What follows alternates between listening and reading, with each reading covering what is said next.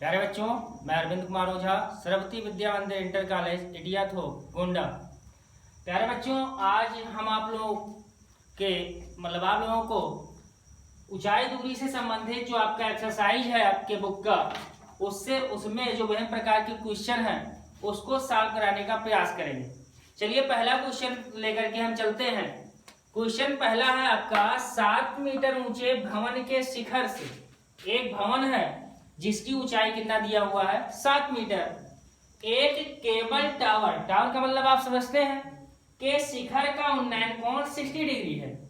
यहां देखिए हमने मान लिया आपका कोई मकान है ए बी। क्या है बच्चों? ए बी एक मकान है जिसकी ऊंचाई 7 मीटर, क्वेश्चन पहले से ही कह रहा है।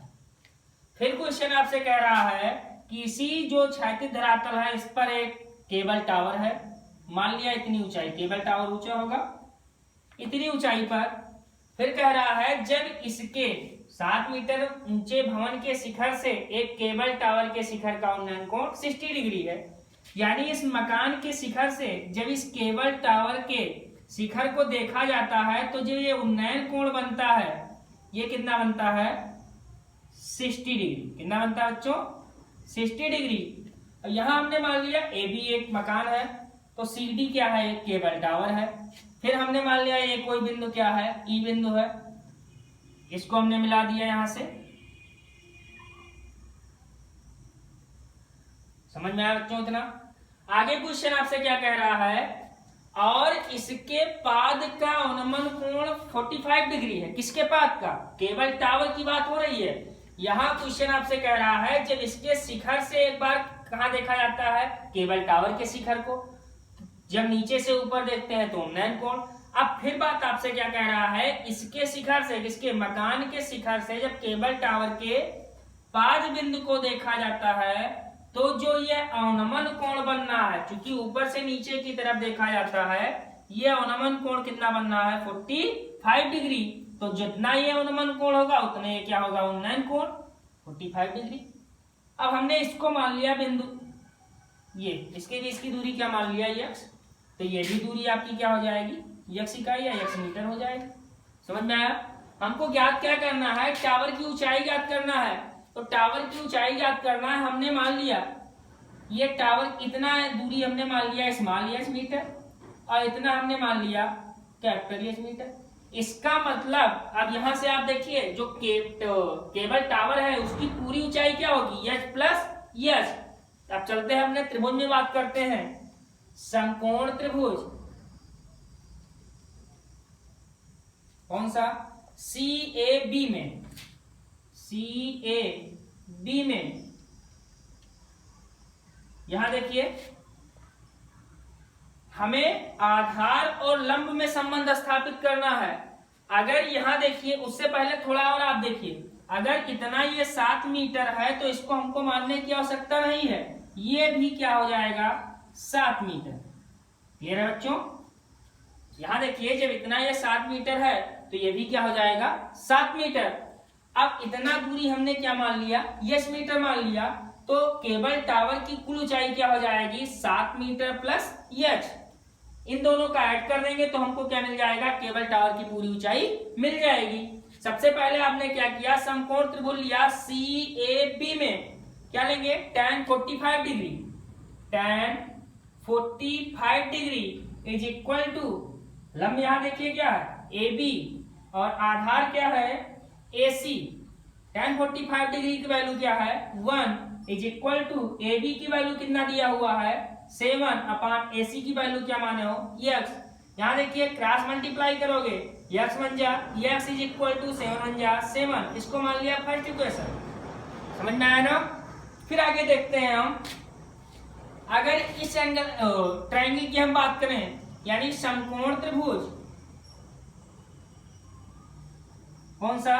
बीईडी में, बीईडी में, तो यहां देखिए यहां हमको लंब ये आधा, इसकी वैल्यू अभी हमने निकाल ली है 7 मिल गई है।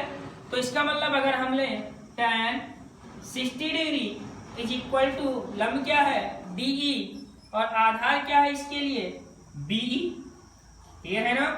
यहाँ देखिए tan 60 डिग्री की वैल्यू क्या होती है, √3 इज इक्वल टू डी की वैल्यू एच आपने माना है और बी की वैल्यू क्या माना है, यक्स।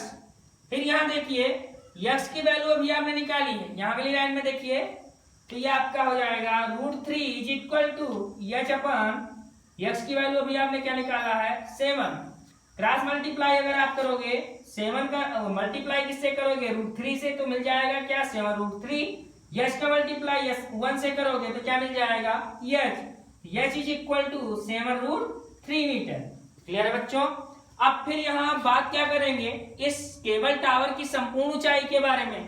तो इसका मतलब केबल टावर की कुल ऊंचाई इक्वल टू क्या मिल गया आपको, ये आपका मिल जाएगा CD होगा, CD ही तो होगा, केबल टावर की कुल ऊंचाई CD होगा। अब CD को हम तोड़ के राइटिंग कर सकते हैं, CE इज प्लस क्या, DE, CE plus DE। CE की वैल्यू क्या माना था आपने, सॉरी 7 आपका था ना, प्लस DE की वैल्यू यस माना था आपने, तो इसका मतलब क्या मिल गया, 7 प्लस यस की वैल्यू मिला है 7√3। यहाँ देखिए 7 कॉमन है, क्या मिला, 1 प्लस √3। फिर ये आपका क्या मिल गया, 7। यहाँ देखिए आप चाहे तो √3 की वैल्यू पुटअप कर दें, 1.73 करके है ना, तो यहाँ से आपको क्या मिल जाएगा, √3 की वैल्यू चाहे पुटअप कर दें या फिर चाहे आंसर आप यही छोड़ दें, तो ये आपका हो जाएगा 7 × √3 + 1। ये आपका क्या हो जाएगा, खंबे की संपूर्ण ऊंचाई। इसका मतलब CD, सॉरी जो केबल टावर है उसकी जो संपूर्ण ऊंचाई है, ये आपको CD इक्वल टू क्या मिल गया, 7 × √3 + 1। क्लियर है बच्चों। तो यही आपका क्या हो गया आंसर। अगले क्वेश्चन पे चलते हैं।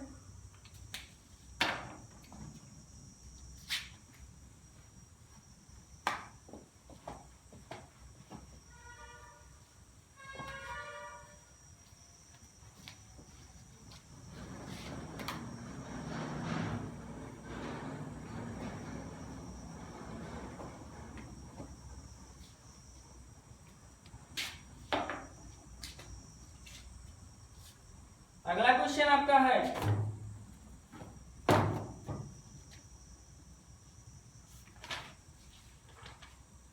क्वेश्चन आपसे कह रहा है आंधी आने से, ध्यान देखिए क्वेश्चन आपका अगला है, आंधी आने से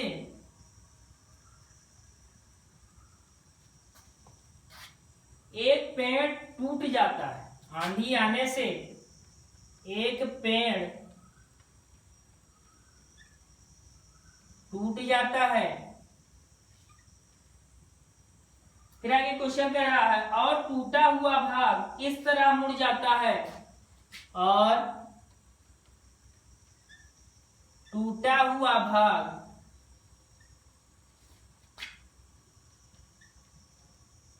इस तरह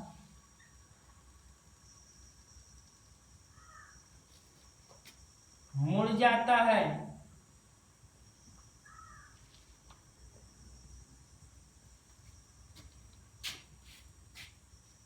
कि पेड़ का शिखर जमीन को छूने लगता है, कि पेड़ का शिखर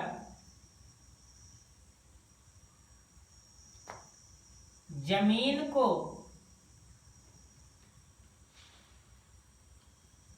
छूने लगता है। फिर आगे क्वेश्चन आपसे कह रहा है और इसके साथ 30 अंश का कोण बनाता है, और इसके साथ 30 अंश का कोण बनाता है।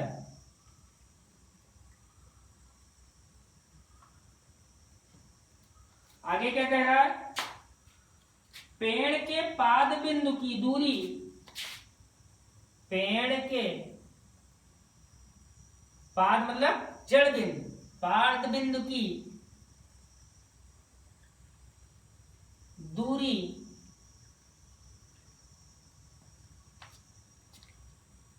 जहां पेड़ का शिखर जमीन को छूता है, जहां पेड़ का शिखर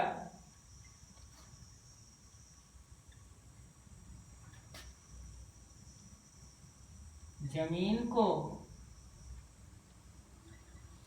छूता है, जहां पेड़ का शिखर जमीन को छूता है, 8 मीटर है तो पेड़ की ऊंचाई जाती है, 8 मीटर है तो पेड़ की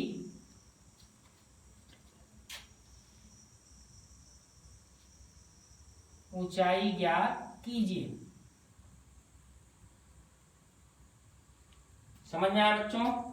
क्वेश्चन क्या कह रहा है? आंधी आने से एक पेड़ टूट जाता है। यहां देखिए, समझिए बात को। ये मान लिया कोई एक पेड़ था,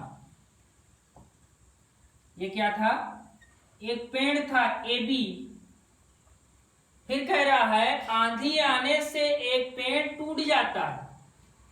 फिर ये क्या हुआ? आंधी आने के पश्चात मान लिया बिंदु P से टूट गया, और टूटने के पश्चात ये जमीन पर आकर के लग जाता है।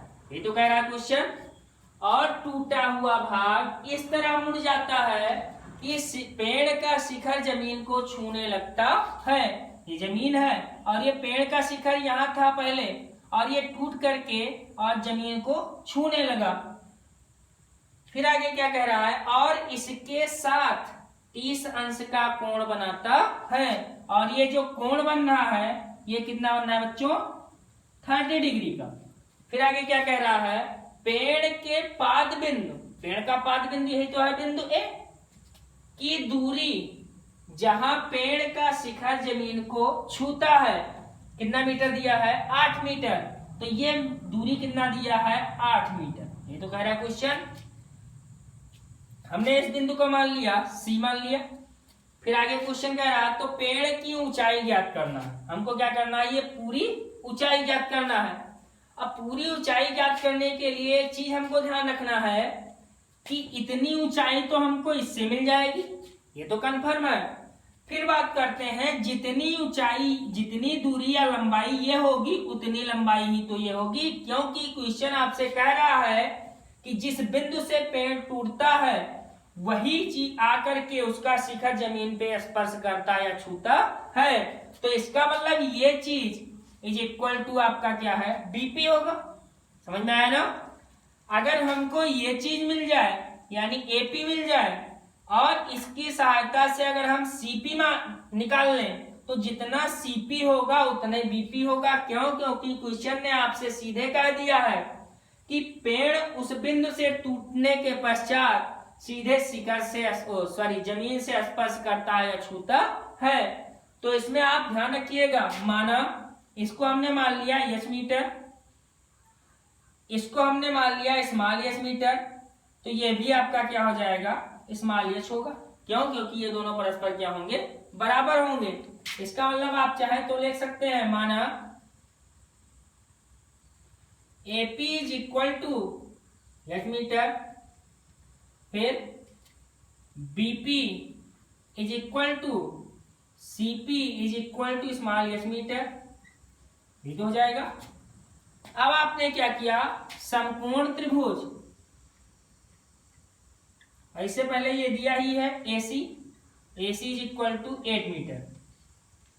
समकोण त्रिभुज कौन सा? CAP में, समकोण त्रिभुज CAP में।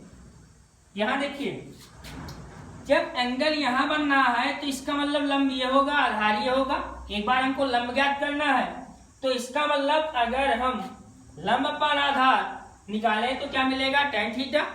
तो tan 30 degree is equal to, ये क्या है? लंब है AP और आधार आपका क्या दिया है? AC दिया है। tan 30 डिग्री की value 1/√3 is equal to AP, यच आप माने हो, अपान AC की वैल्यू 8। क्रॉस मल्टीप्लाई करोगे तो ये आपका मिल जाएगा 8/√3 is equal to H. Clear है बच्चों? अब यहाँ देखिए, इसको हमने मान लिया इक्वेशन नंबर फर्स्ट। अब अगर यहां से हमको ये चीज निकालना है तो ये कर्ण ही है। लंब आपने निकाल लिया कितना, 8/√3। आधार आपको पता है, आधार अपान कर्ण निकालें या लंब अपान कर्ण निकालें, दोनों तरीके आपके पास मौजूद हैं। तो इसका मतलब पुनः समकोण त्रिभुज CAP में अगर हम मान लें cos 30 degree is equal to आधार अपान कर्ण ही तो होता है, तो इसका मतलब AC अपान CP, इसकी वैल्यू क्या हो जाएगी, √3/2 इज इक्वल टू AC की वैल्यू यहां देखिए 8, CP की वैल्यू हमको निकालना है, तो CP यहां देखिए क्रॉस मल्टीप्लाई करें तो ये आपका हो जाएगा CP cross √3 is equal to 16। इसका मतलब CP इज इक्वल टू 16/√3।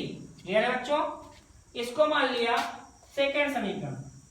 अब यहां देखिए हमको जब CP जो चीज है उतने क्या होगा, BP भी होगा, तो इसको हम आगे चल करके लिख सकते हैं BP इज इक्वल टू 16/√3, क्योंकि CP इज इक्वल टू आपने दिखा दिया पहले ही BP। अब यहां देखिए खंभे की कुल ऊंचाई, खंभे की पेड़ है ना, पेड़ की कुल ऊंचाई क्या हो जाएगा आपका, यहां देखिए हो जाएगा AP plus BP, AP plus BP।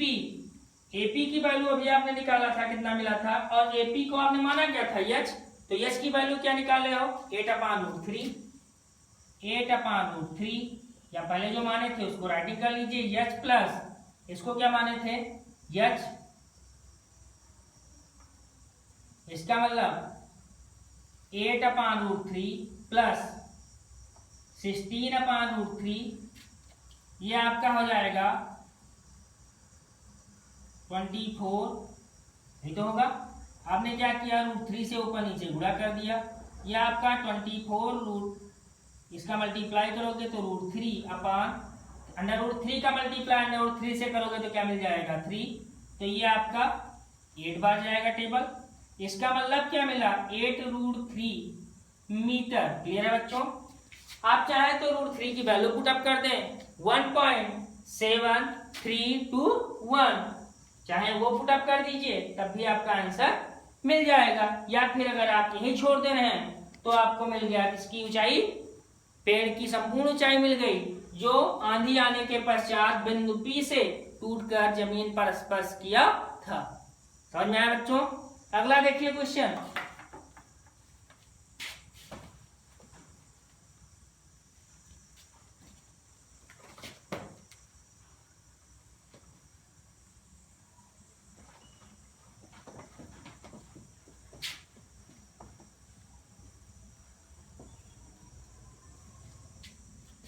अगला क्वेश्चन आपका है,